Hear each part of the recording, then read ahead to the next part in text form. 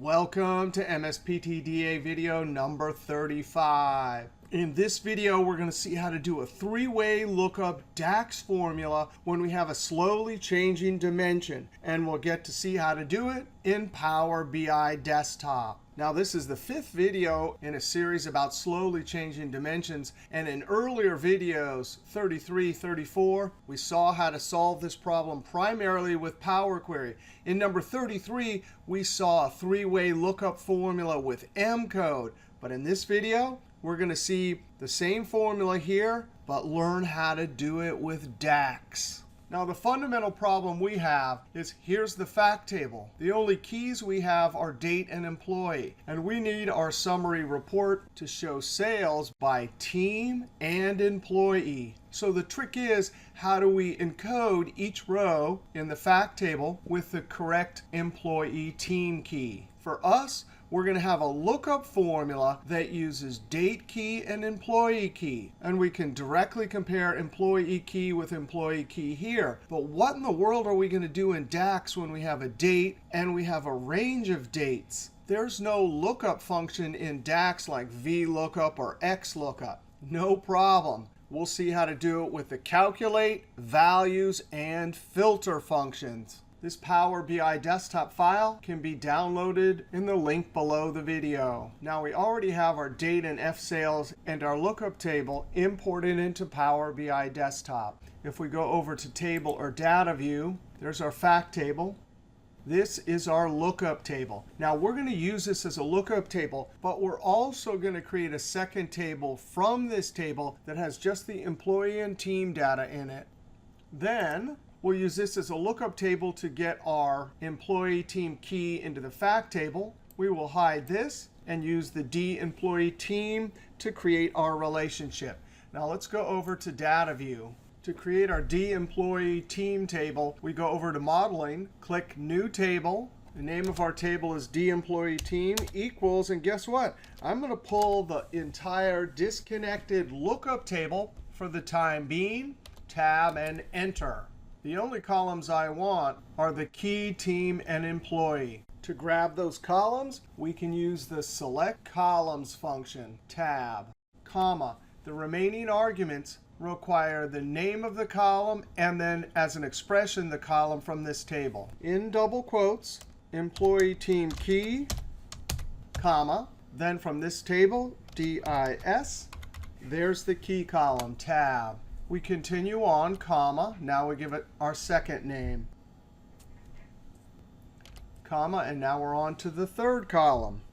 Close parentheses and enter. This will be the official dimension table. If we look over in model or relationship view, there's our table. But we don't yet have the key over here to make the connections. That's where our lookup table comes in. Back over to data. We're going to select F sales. Up to modeling, new column. We'll call this column employee team key. Type an equal sign. Now, for every row, we need to look up the employee team key. And that comes from a column that we have to first put inside the values function. Now, the beautiful thing about using the values function is it'll take that whole column, and when we look up a single value from the column, values will deliver that single value as a scalar value, which is exactly what we want. DIS, employee team key column, tab. We're trying to look up a particular value. Now, that's an entire column, and we need to filter it down to exactly the correct value. The problem is there's no filter context when we're creating a DAX calculated column. But the function that can change the filter context anywhere in the data model is the calculate function.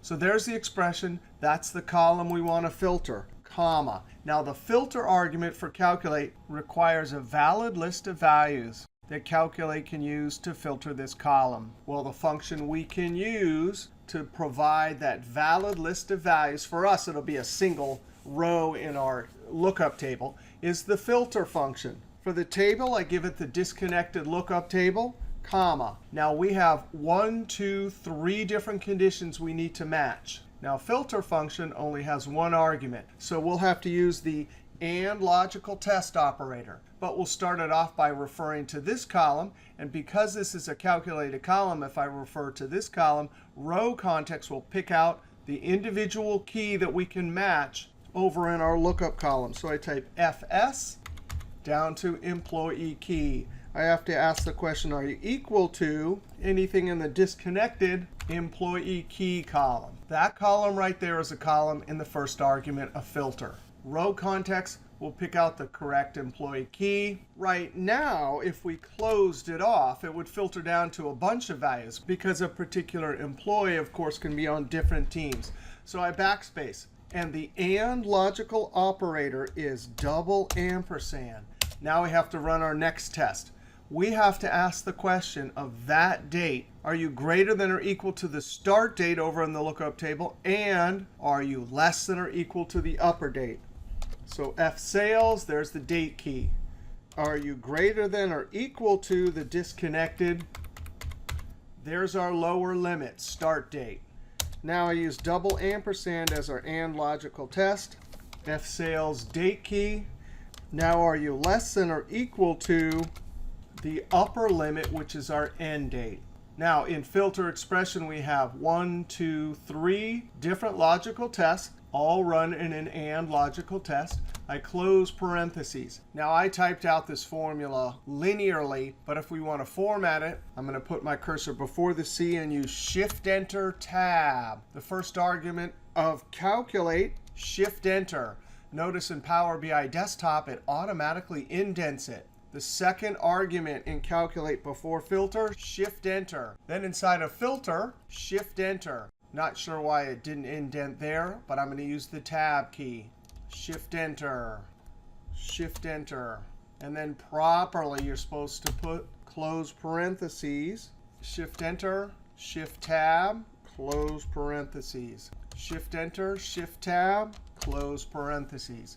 So calculate took this column inside of values and is going to decide how to filter that column from the output from filter. Filter takes the whole disconnected lookup table, does 1, 2, 3 logical tests. Because this is a unique list lookup table, filter delivers a single row. Calculate can see that single row and filters the values function employee key column down to a single value. And then, of course, values delivers that to the column. Now we go over to relationship or model view. We can drag employee team key over to employee team key. And now we have our tables and our relationships. Now let's come over and right-click, hide in report view. Uh-oh, I misspelled this. Hey, this is a cool thing. This is model view. I can open up this table right here, click on employee, and change it right here. Let's change that to 2 E's instead of 2 Y's and enter. Now we can build our report. We go over to report view. Click in the white. We're going to use a matrix. In the row area, I want team. Then I want employee. Look at that. I think they changed the default over here in Power BI Desktop. We used to have to turn on the expand and collapse buttons, but now they're there by default. Right-click, expand all. Let's click on F sales, modeling, new measure. We'll call this total sales, equal sign, the sum function. F sales, down to the sales column. Close parentheses, enter. I'll add something like comma. Now I can drag total sales down to values. From the date table, we want our year-month attribute in the columns. I want to see all of the employees, even when they have no sales. So over in Fields, right-click Employee, Show Items with No Data. And there's our finished report.